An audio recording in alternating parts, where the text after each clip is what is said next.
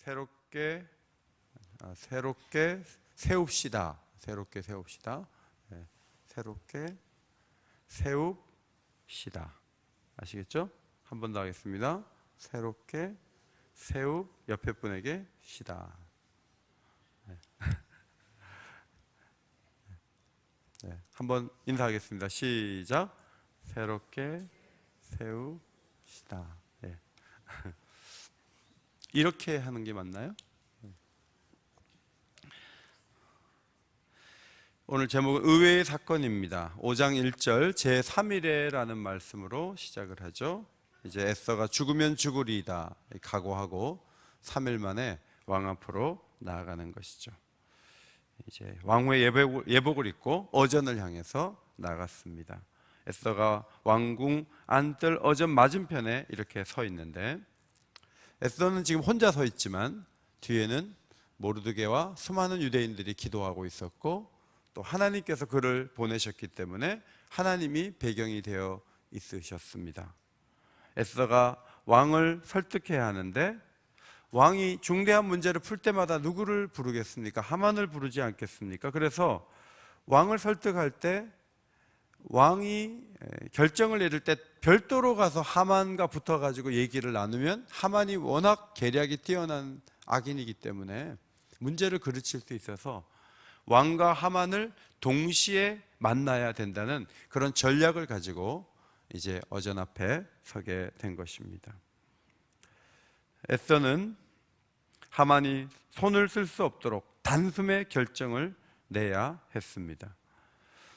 그러나 그것은 우선 아하수에로 왕이 법을 어기고 왕후가 나왔을 때 그것을 받아들여주고 용서할 때만 가능한 것이기 때문에 모든 결과를 하나님께 맡기면서 그는 왕 앞으로 나가게 되었습니다. 오늘 5장을 보면서 저는 이거 의외인데, 이런 감탄사가 나오는 경우가 3번이 있었는데, 첫째로는 왕후를 딱 보면서 아니 감히 내 앞에 부르지도 않았는데 나와 와스처럼 되고 싶어? 폐위는 안 돼도 야단만 맞고 이제 떠날 수도 있었는데, 이 보자마자 막 사랑의 마음이 막 올라오는 거예요. 너무너무 사랑스러운 거예요. 그래서 법에 따라서 금규를 앞에 이렇게 내밀었어요. 금규를 내미니까 다가가서 그 금규를 만지면서 법적인 이 문제가 해결이 되는데, 그 입에서 오늘 3절에 놀라운 말이 터져 나왔죠. 왕후 에스더여, 그대의 소원이 무엇이며 요구가 무엇이냐? 나라의 절반이라도 그대에 주겠노라.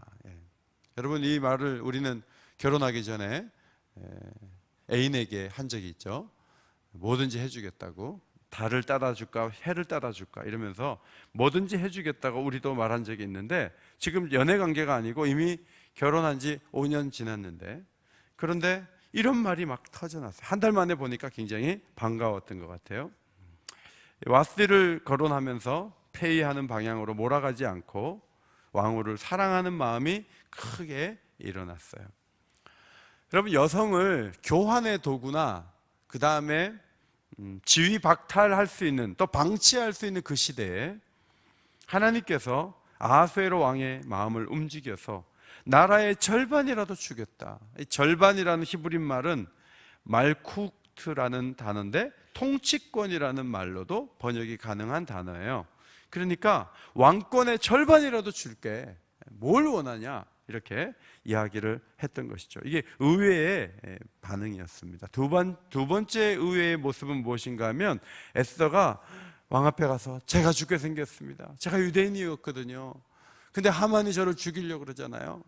하만을 죽여주십시오. 여러분, 이렇게 나오지 않고 왕과 하만을 한자리에 초대를 계속하지 않습니까? 그래서 왕이 에스더가 준비한 자리에 급히 하만과 함께 참석을 하게 되었는데, 술이 들어가자 왕이 또 얘기합니다. 네가 원하는 게 뭐냐? 나라의 절반이라도 주겠다. 또 두 번씩이나 얘기를 하는 거죠. 그러니까 에스더가 그때 얘기를 해버리면 되는데, 그때 또 말 안 해요. 안 하고, 제가 내일 말씀을 드릴 테니까 왕과 하만을 위해 베푸는 잔치에 좀 데리고 오세요. 그럼 제가 말씀을 드릴게요. 이렇게 자꾸 잔치를 연결하면서 왜 말을 빨리 안 하느냐 하는 거죠. 이게 에스더의 태도가 굉장히 우리가 좀 이해하는데 어렵지 않습니까? 잘못하면 이거 다 죽게 생겼는데 빨리 얘기를 해버리지 왜 안 하지? 이제 이런 생각을 하게 됩니다. 조슈아라는 랍비가 해석하기를 잠언 25장 21절의 조언을 따라 에스더는 원수에게 식물을 먹였다. 미워하는 자에게 식물을 먹이는 그런 행동을 했다. 이렇게 해석을 했고, 주다라는 이 랍비는 자신이 유대인이라는 비밀을 유지하기 위해 하만이 온통 잔치에만 신경을 쓰게 한 것이다. 이제 그렇게 이야기를 했습니다. 그런데 랍비 엘리에젤은 이런 해석을 했어요. 에스더가 하만을 거듭 초대한 것을 보면서 왕이 시기 나게 만들었다는 것이죠. 이 세 번째 이 해석이 좀 의미가 있다는 생각이 듭니다. 왜냐하면 4절에 보면 왕을 위한 잔치라 그러면서 하만도 데리고 오세요 이렇게 얘기했다가요, 8절에 왕과 하만을 베푸는 잔치에 꼭 오소서 이렇게 얘기했어요. 그러니까 하만이 자꾸 들어가잖아요. 그러면 이제 남자들의 심리가 그런 거예요. 기분이 좀 안 좋죠. 기분이 안 좋을 수 있습니다. 예를 들어서 남편 생일인데 부인이 여보, 당신 그 친한 친구 있잖아, 당신 생일인데 내가 음식을 맛있게 할 테니까 그 친구 꼭 데리고 와야 돼. 당신보다 그 친구야? 뭐 이런 식으로 얘기를 하면 그러면 생일날 이 마음이 확 가는 거 아닙니까? 도대체 이 부인이 무슨 생각을 하는 거야? 이렇게 남자들의 이 심리를 에스더가 읽고 있었다는 것이죠. 에스더는 유대인인 것을 한 번에 밝히면서 이 조서의 내용을 철회해 달라고 얘기를 하면 왕은 이미 조서에 도장을 찍었기 때문에 쉽게 처리를 할 수가 없는 거예요. 그래서 그러면 내가 진위를 좀 알아볼 수 있도록, 내가 무슨 조서인지 읽어보지도 못했다, 한번 봐야 되겠다, 뭐 이렇게 해서 시간을 끌면요, 이 방백들이 따로 회의를 하는 거예요. 그러면 이 자리에서 결판이 안 나는 것이고, 회의를 하게 되면 거기에 하만이 주도권을 갖고 있기 때문에 당신이 이미 도장 찍었다, 도장대로 해야 된다 라고 사람들 많은 데서 몰아붙이면 이 하만이 잘못하면 에스더를 죽일 수도 있는 상황이 될 수 있다는 것이죠. 와스디가 왕이 불렀는데 그 말 한마디 안 나왔다고 해서 왕후의 자리에 쫓겨나는 시대에 에스더 또한 방백회의에서 얼마든지 축출될 수 있는 가능성이 있었습니다. 그러므로 왕이 단번에 결정을 내리고 방백들 손까지 가지 않아야 된다. 이것이 에스더의 전략이었다는 것이죠. 두 번이나 잔치를 계속 연기했던 이유는 나라의 절반이라도 주려는 마음을 왕이 갖고 있기 때문에 하만의 자만심을 잔뜩 부풀리고 왕후에 대한 경계심을 완전히 풀 수 있는 자리까지 나아가기 위함이었습니다. 왕외에 하만까지 잔치에 꼭 오라고 하십시오. 이것이 왕에게 약간은 이미 기분을 나쁘게 하는 요소였을 수도 있는 거죠. 그래서 이 두 번의 잔치는 저는 굉장히 의외였다 이렇게 보는데, 생각나는 것은 그것입니다. 과거에, 지금은 좀 못하지만 옛날에는요, 이탈리아 축구팀이 세계 1위였어요. 근데 이 경기를 하는 걸 보면요, 수비만 해요. 수비만. 작정을 하고 수비만 해요. 그러면 상대방은 막 열심히 공격하다 보면 틈이 보이지 않습니까? 약간의 틈만 보이면 공격도 슛도 한 3번, 5번밖에 안 쏴요. 그런데 거기서 한 골, 2골 꼭 넣어요. 그래서 이태리가 세계 1위를 한 적이 있는데 방법은 수비 축구를 하는 거예요. 계속 공격하라는 것이죠. 그러다가 딱 봐가지고 틈이 생기면 그냥 밀고 들어가서 골을 넣어버려요. 에스더의 전략이 그와 같다 하는 생각이 들었습니다. 여러분 마음속에 있는 말, 정말 중요한 말이 있잖아요. 그것을 떠오른다 그래서 곧바로 하는 것은 지혜롭지 못한 처사일 수 있어요. 내가 꼭 하고 싶은 말이지만 마음에 담았다가 기도해보고 가장 좋은 때 상대방의 명예를 지키며 내가 얘기를 해야지 하고 타이밍을 잘 조절하는 게 너무너무 중요한 거예요. 상대방이 막 기분 나쁜데 얘기해도 되지도 않을 상황에서 그냥 내가 생각나니까 그냥 말해버리겠다. 여러분, 이래가지고 회사에서도 찍히고 집에서도 반찬이 제대로 안 나오고 자기 마음대로 해가지고 이게 어려움을 가지고 올 때가 참 많은데, 에스더는 굉장히 신중했던 것이죠. 잠언 19장 2절에 발이 급한 사람은 잘못 가느니라. 잠언 29장 20절, 내가 말이 조급한 사람을 보느냐, 그보다 미련한 자에게 오히려 희망이 있느니라. 에스더처럼 새해에도 조급하지 말고 담대하게 지혜롭게 말할 수 있는 우리 모두가 되기를 주의 이름으로 축원합니다. 그러면 이제 반전이 일어나는 거죠. 세 번째는 이제 나무가 하나 나오잖아요. 나무에 달라고 이렇게 나무가 나오는데 이 나무에 모르드게를 달려 그랬는데 7장에 가면 하만이 달리는 것이죠. 이것도 굉장히 의외의 사건이라고 볼 수가 있습니다. 왕후의 신임을 받고 이제 하만이 기분 좋아가지고 대궐문을 나섰는데 모르드게가 뻣뻣하게 앉아 있는 거죠. 절도 안 하고.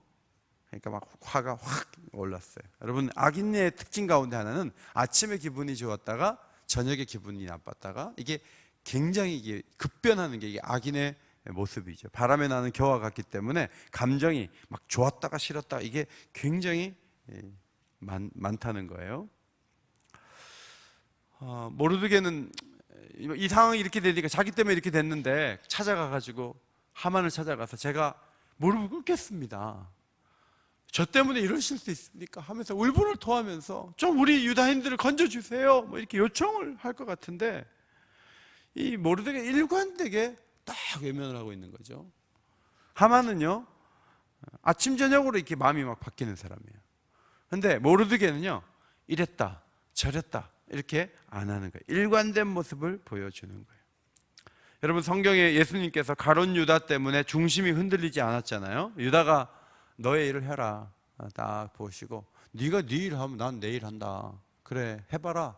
난 내일 할 테니까. 예수님이 그러면서 십자가로 나가시지 않았습니까?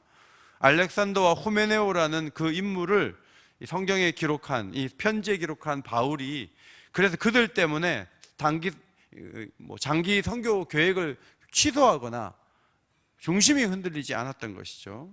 하만은 사람들을 명해서 모르드게를 해하지는 않았습니다. 10절에 보면 참고 집에 돌아갔다 그랬어요. 참았어요. 그래서 집에 가서 잘 참으면 그가 괜찮은 사람인 거예요. 그런데 전화통을 드는 거죠. 막 못 참고 전화통 드는 거예요. 그래서 이 친구 저 친구 다 오라고 하는 거예요. 와서 얘기 좀 해보자. 이제 이 모르드게 문제 해결하겠다는 거예요. 여러분, 악인의 태도 가운데 하나는 그날을 못 넘기고 전화통 드는 거예요. 그리고 막 쏟아붓는 거예요. 11절, 자기의 큰 영광에 대한 이야기를 하는 거예요. 사람들을 모아놓고. 두 번째, 자녀가 많은 것 얘기하는 거예요. 세 번째, 왕이 모든 신하보다 나를 높였다는 얘기를 했어요. 네 번째, 왕후 에스더가 왕과 자기만, 다른 방백은 빼고 자기만 초대를 했다는 거예요. 네 가지는 너무너무 기분 좋은데 오늘 대궐문을 나섰는데 모르드게가 뻣뻣하게 앉아 있었다. 이놈을 어떻게 해야 되냐? 지혜를 구해. 인사를 안 한다. 가만둘 수가 없다. 그럼 주변 사람들이 에이, 이제 뭐 조소도 다 내려놨고 두세요. 드시면 시간 되면 죽는데 뭐 그 신경 쓰지 마세요. 이제 이 정도 해주면 좋은데 주변에서 뭐라 그러냐면 14절에 보면 그 안에 세레스와 모든 친구들이 약속이나 한 듯이 그런 놈은 나무에 달아야 됩니다. 그래서 20규빗 너무 20m까지 50규빗급은 너무 크니까 50안마 하면 5m 정도 되는 거예요. 5m 정도 되는 나무를 딱 세워놓으라. 미리 그냥 딱 해놓고 나중에 모르드게를 달면 된다. 이렇게 약속이나 한 듯이 이야기를 했죠. 우리 성경에는 모르드게를 내일 달라 이렇게 돼 있는데 원어에는 아침으로 돼 있어요. 아침. 이 아침과 6장에 밤에 잠이 오지 않아서 아하수에로 왕이 궁중 일기를 가져다가 보다가 모르드게가 자기를 살렸다는 것을 발견하게 되죠. 이 아침과 밤을 이렇게 대조하는 성경을 볼 수가 있습니다. 14절에 이 친구들이 두 번, 아내와 친구들이 아마르 두 번이나 말을 했다는 얘기를 보여주면서 막 열을 내가지고 그런 놈을 죽여야 됩니다. 나무에 달아야 됩니다 하고 막 열내는, 그래서 상대방으로 하여금 더 강경파가 되게 만드는 그런 악인의 모습을 볼 수가 있는데, 얼마 후에 그 장대에 하만이 달리게 되는 것이죠. 7장 10절 말씀 앞에 보시고 같이 읽겠습니다. 시작. 모르드게를 매달려고 한 나무에 하만을 다니 왕의 노가 그치니라. 그러니까 여기에 이 나무에 모르드게를 달려고 했는데 누가 달렸어요? 하만이 달렸단 말이죠. 자신이 판 함정에 자신이 빠지게 됐는데, 이것은 하나님의 원리예요. 잠언 5장 22절 말씀. 악인은 자기의 악에 걸리며 그 죄의 줄에 매이나니. 잠언 10장 24절. 악인에게는 그의 두려워하는 것이 임하거니와 의인은 그 원하는 것이 이루어지느니라. 하만은 정말 어렵게 됐고 에서의 원이 이루어졌다, 그런 말씀이에요. 에스더의 교훈을 잠언 가운데 찾는다면 두 구절에 집중되어 있다고 볼 수 있습니다. 자, 잠언 14장 32절 말씀 앞에 보시고 읽겠습니다. 시작. 악인은 그의 환난에 엎드러져도 의인은 그의 죽음에도 소망이 있느니라. 그 다음 11장 17절 시작. 인자한 자는 자기의 영혼을 이롭게 하고 잔인한 자는 자기의 몸을 해롭게 하느니라. 남한테 인자하게 잘 하잖아요. 그러면 자기가 이루어져요. 근데 잔인해요. 뭐든지 일하면 잔인하고 뭐든지 못되게 하고 그러면요, 그게 전부 자기를 해하게 되는 거라는 것이죠. 나무에 달았다 하니까 이건 뭐 예수님도 생각나잖아요. 십자가에 예수님이 달리셨는데 하만하고 예수님이 전혀 반대의 모습으로 달린 것이죠. 하만은 남을 달려고 하다가 자기가 달린 것이고, 예수님은 우리가 달려야 되는데 우리 대신 십자가에 나아가신 거예요. 그래서 하만의 이미지와 이 성경에서 가장 반대편에 있는 사람은 누군가? 예수 그리스도. 예수 그리스도와 가장 반대편에 있는 사람은 누군가? 하만. 그렇게 볼 수 있는 것입니다. 저와 여러분은 여러분의 제가 미워하는 사람이 있다면 그 사람을 나무에 달아서 공격하는 사람인가, 아니면 내가 대신 나무에 달려서 그를 용서하는 사람인가, 우리 자신에 대해서 되돌아볼 필요가 있습니다. 다른 사람 대신에 내가 책임지고 욕먹는 사람인가, 아니면 내가 책임질 문제를 가지고 다른 사람이 욕을 먹는데 뒷짐지고 있는 사람인가, 우리 자신을 돌아볼 필요가 있습니다. 오늘 의외의 사건 세 가지를 말씀드렸습니다. 첫 번째로는 아하수에로 왕의 반응, 나라의 절반이라도 주겠노라. 두 번째, 에스더의 지혜가 나타난 잔치를 계속 연기하면서 얘기할 것을 시간을 끄는 이 전략, 신중하고 지혜로운 거죠. 의외의 모습이에요. 지혜를 주셔서 그렇게 된 것이고, 세 번째는 하만이 준비한 나무에 하만이 달리는 거예요. 자기가 판 함정에 자기가 빠지는 거예요. 여러분, 이 모든 것은 하나님이 그렇게 되게 해주신 거예요. 하나님이 베풀어 주신 거예요. 여러분, 하나님의 역사를 이어갈 때 하나님은 놀라운 방법을 사용하세요. 그런데 우리 모두에게, 너희들에게 내가 항상 의외의 사건을 주면서 너희 길을 열어줄게, 그렇지는 않아요. 우리가 해야 될 일이 있는데, 그것은 3일 후에 3일 동안 금식 기도한 거예요. 하나님 앞에 기도한 거예요. 기도하니까 의외의 일들이 일어나면서 놀라운 길이 열렸다는 것이죠. 성경이 그것을 보여주는 것입니다. 자, 예레미야 33장 3절 앞에 보시고 큰 소리로 같이 읽겠습니다. 시작. 너는 내게 부르짖으라. 내게 응답하겠고 내가 알지 못하는 크고 은밀한 일을 내게 보이리라. 여러분, 기도하고 나면 크고 은밀한 일들이, 의외의 일들이 벌어질 수 있다는 거예요. 오늘 애써서는 3일 동안 기도한 후에 놀라운 일이 일어났다는 것을 우리에게 보여주고 있습니다. 오늘도 우리는 기도하면 된다. 기도하면, 지금 계산하기에는, 예상하기에는 이런 일이 있지만 기도하면 그 모든 것을 뛰어넘고 하나님이 일하시고 하나님이 막아주시고 하나님이 승리하는 것을 보게 될 것이다. 이런 믿음을 가져야 되죠. 그래서 믿음을 가지고 오늘도 기도해서 새해 여러분에게 의외의 일들이 계속 이어지는 가운데 놀라운 은총 가운데 서게 되시기를 주님의 이름으로 축원합니다. 축원합니다.